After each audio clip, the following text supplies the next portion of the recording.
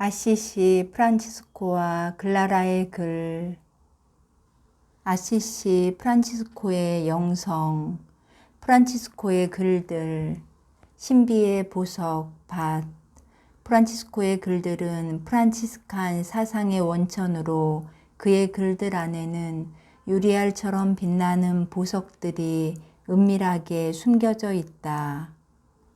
보석밭인 그의 글들을 주의 깊게 파헤치면 그 안에서 쏟아져 나오는 찬란한 신비의 광채에 놀라지 않을 수 없다. 그리고 프란치스코의 글들 안에 숨겨진 이 보석들을 살펴보노라면 800여 년 전에 이 빈털터리가 얼마나 섬세한 영적 감수성을 지녔으며 상인의 아들다운 정확한 헤아림 아래 곳곳에 새겨 넣은 그의 영적인 예지는 또 얼마나 빛나는지, 그리고 그의 글들 안에서 비치어 오는 프란치스코의 모습과 목소리가 얼마나 또렷하고 생생한지 직접적으로 마주하게 될 것이다. 뿐만 아니라 누구보다도 깊이 관상하고 음미하며 찬미하였던 하느님 신비의 심오함과 광활함과 드높음과 형언할 수 없는 감미로움을 맛보게 될 것이다. 프란치스칸들의 결정체, 프란치스코가 남긴 글들 가운데 지극히 높으신 하느님께 드리는 찬미와 레오 형제에게 준 축복, 레오 형제에게 보낸 편지는 다행스럽게도 친필로 남아있다. 2개의 작은 양피지 조각에 프란치스코가 직접 쓴 이 원문들을 후대에 기록된 여러 필사본들과 비교해 보면 프란치스코가 선택한 낱말들과 표현들이 후대로 전해지는 과정에서 수정이나 삭제 혹은 첨가가 있었음을 확인할 수 있다. 많은 변화는 아니지만 아무튼 친필로 남아있는 경우조차도 그 원문이 이렇게 필사자들에 의해서 가감되었다면 원문이 남아있지 않은 다른 글들의 경우에는 아마도 더 많은 변경이 뒤따랐을 것이다. 실제로 수많은 필사본들 사이에서 드러나는 다양한 차이들이 이를 사실로 입증하고 있다. 그리고 작은 형제들의 수도 규칙들 안에는 프란치스코 외의 성경 전문가들, 법 전문가들, 광구 봉사자들, 우골리노 추기경, 교황청 등 여러 목소리와 손길들이 묻어 있음도 확인할 수 있다. 프란치스코는 이러한 끼어듦을 거부하지 않았다. 이러한 사실을 바탕으로 현재 우리에게 전해진 프란치스코의 글들은 프란치스코 한 사람만의 작품이 아니며 한편으로 보면 초기 프란치스칸들의 공동 작품이라고 볼 수 있다. 이처럼 프란치스코의 글에는 여러 사람들의 목소리와 손길들이 들어있음에도 불구하고 프란치스코의 글에 나타나는 어휘들이나 표현들을 분석해 보면 신기하게도 한 사람이 작성한 것 같은 일관성이 발견되며 그 중심에 프란치스코가 서서 글 전체를 마치 하나의 작품 같은 유기적인 구조로 만들어내어 이는 하느님의 작품이라는 인상을 준다. 새 편집본에 실린 프란치스코의 글들은 기타에 받아 쓴 글까지 포함하면 33편이 되는데 이 작품들 모두를 하나의 모자이크로 구성해 놓으면 각 작품들 단독으로서는 도무지 표현해낼 수 없는 놀라운 하느님의 이미지가 부각된다. 그 이미지가 너무도 놀랍고 황홀하다. 프란치스코가 이런 하느님의 신비를 관상하였나 하고 감탄하지 않을 수 없게 된다. 영적 여정이 담긴 글. 한 인간의 삶의 여정을 싣고 있는 전기들과 달리 프란치스코의 개인적인 삶과 얽혀있는 역사적 사건들을 알려주는 그의 글들은 유언을 제외하면 거의 전무하다고 할 수 있다. 그의 글에서 그의 사사로운 개인 사정을 발견할 수 없지만 반면에 얼마 되지 않는 그의 글들 안에 그의 영적 여정이 그대로 아로 새겨져 있다. 그 가운데에는 작성 시기를 추정하기 어려운 글들도 있고 비교적 정확한 시기를 알 수 있는 글들도 있으며 대략적으로 어림잡아 볼 수 있는 글들도 있다. 이런 글들을 시대순에 따라 음미하면 프란치스코의 영적 여정이 어떻게 변화되고 심화되었는지 추적해 볼 수 있다. 그리스도교 영성사를 보면 하느님께 나아가는 영적 여정을 세 단계로 고찰하려는 하나의 흐름을 발견할 수 있다. 그 가운데 정화, 조명, 일치의 세 단계로 구성되는 소위 세 겹의 길은 가장 전형적인 유형이라고 할 수 있다. 그리스도교 역사에서 정화, 조명, 일치라는 구분은 5, 6세기에 활동한 것으로 보이는 위 디오니시오에 의해 처음으로 나타나고 13세기 중후반에 와서 보나벤투라에 의해 신학적으로 체계화된다. 그런데 프란치스코의 글에는 이 세 겹의 길이 명확하게 2번 나타나고 적어도 2번은 암시적으로 나타난다. 이는 프란치스코가 세 겹의 길이 신학적으로 체계화되기 이전에 이미 세 겹의 길에 대한 명확한 인식을 지니고 있었음을 말해주는 것이다.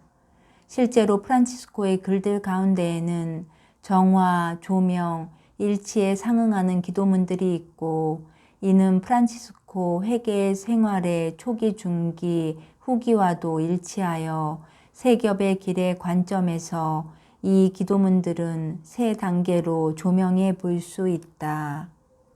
그리고 이러한 세 겹의 길을 해석의 척도로 삼아 프란치스코가 걸어갔던 영적 여정을 추론해 낼 수 있다. 보나벤투라도 대전기를 쓰면서 프란치스코의 생애를 정화, 조명, 일치의 관점에서 신학적으로 대단히 정교하게 해석하여 재구성해 놓았다. 프란치스코의 글들과 생애를 세 겹의 길의 관점에서 다시 더 조명하면 프란치스칸 영적 여정을 보다 더 체계적이고 구체적으로 형상화해 낼 수 있을 것이다. 프란치스코의 글과 정기들의 관계. 프란치스코의 글이 그의 생각과 체험을 직접적으로 들려주는 제1차적인 원천으로 그의 삶이 제3의 타인들에 의해서 관찰되고 해석된 증언들이나 정기들보다 훨씬 더 중요하다는 사실은 두말할 나위가 없지만 그렇더라도 프란치스코의 글만으로는 그의 삶과 사상을 흡족하게 구성할 수 없고 프란치스코의 글을 해석하는 데에도 어려움을 겪게 된다. 프란치스코의 글들 없이 프란치스코를 이해하는 것은 불가능하듯이 정기들이나 증언들과 같은 다른 보조 자료들 없이 프란치스코의 글들을 올바르게 이해하는 것도 또한 불가능하다. 예를 들면 유언 1에서 3에서 프란치스코는 자신의 회개 체험을 회고하는데 그가 남겨놓은 글들 가운데 첫 번째 신비 체험에 해당되는 이 고백은 이와 관련된 정기 자료들과 함께 읽으면 훨씬 더 풍요롭고 깊게 이해할 수 있게 된다. 이는 1224년 9월 17일에 라 베르나 산에서 오상을 받고 나서 쓴 지극히 높으신 하느님께 드리는 찬미의 경우도 마찬가지이다. 프란치스코의 친필로 보존된 이 기도문의 뒤쪽에 있는 레오 형제에게 준 축복문의 여백에 레오 형제가 붉은색의 글씨로 기록해 놓은 주해가 있는데 이에 따르면 프란치스코는 자신에게 베푸신 하느님의 은혜에 대하여 감사를 드리면서 이 찬미가를 지었다는 것이다. 이것이 이 기도문에 대한 유일한 보조 자료다. 이 찬미 기도 안에서조차도 오상 체험에 대한 자료는 없다. 프란치스코의 글 어디에도 라 베르나에서 있었던 놀라운 하느님 체험 사건에 관한 기록은 존재하지 않는다.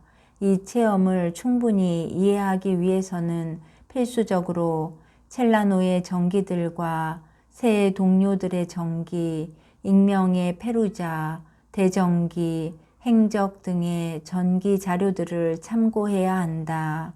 이와 같이 프란치스코의 글과 정기적인 원천 사이에는 결코 소홀히 할 수 없는 유기적이고 상호 보완적인 관계가 있다.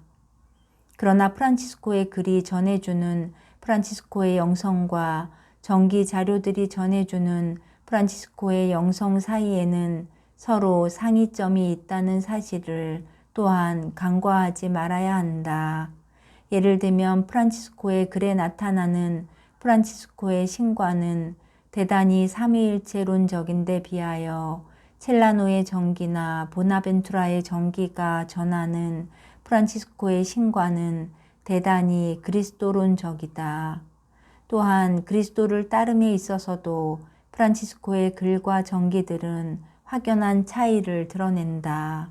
그리스도 모방이 유행하던 시대에 살았던 프란치스코는 그의 글에서 이와 관련된 표현은 단 한 번도 사용하지 않고 일관되게 그리스도 따름에 대해서만 언급한다. 그러나 정기 작가들은 물론이고 클라라조차도 이 두 표현을 크게 구별하지 않고 함께 사용한다. 정기 작가들 중에서는 보나벤투라만이 이를 구분한다. 그리스도 따름은 그리스도를 모방하는 단계를 넘어서서 그리스도와 일치하고 마침내 그리스도로 변화됨을 의미하기 때문에 그리스도 모방과 그리스도 따름 사이에는 적잖은 차이점이 있다 하겠다. 이외에도 대부분의 정기 자료에 소개되는 프란치스코는 그리스도인들이 칭송해야 할 이상적인 성인으로서 탁월한 덕행들과 수많은 초자연적 기적들로 둘러싸인 평범한 사람으로서는 도저히 따를 수 없는 초인적인 인물처럼 묘사되어 있으나 프란치스코의 글에 나타나는 프란치스코는 이런 신화적인 모습과는 여러 면에서 차이를 보인다.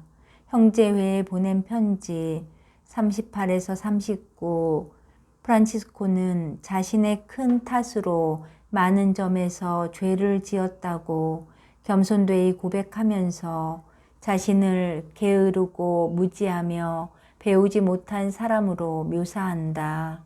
물론 프란치스코의 이 고백을 글자 그대로 받아들여서는 안 된다.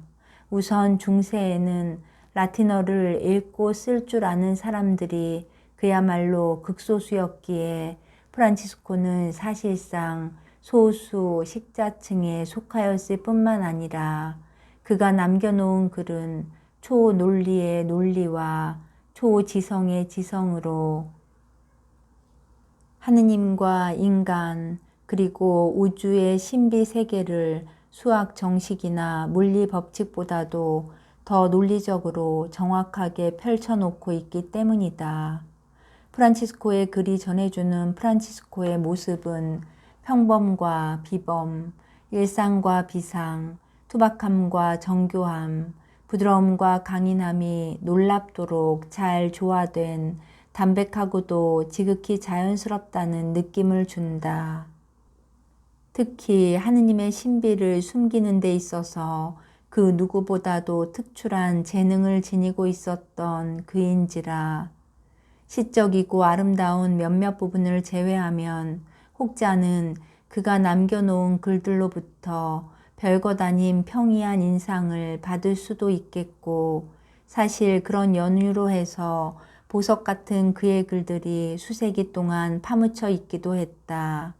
그렇지만 프란치스코의 글에는 빼어남과 예사로움이 섞여 있어서 한편으로는 놀라움과 감탄을 자아내면서도 다른 한편으로는 너무도 인간적인 그의 모습이 우리의 심금을 울리기도 한다. 프란치스코의 이런 모습은 비현실적이고 초자연적인 기적들로 일관된 신화 속의 인물로 그려지는 전기물들의 프란치스코와는 뚜렷한 거리감이 있다 하겠다.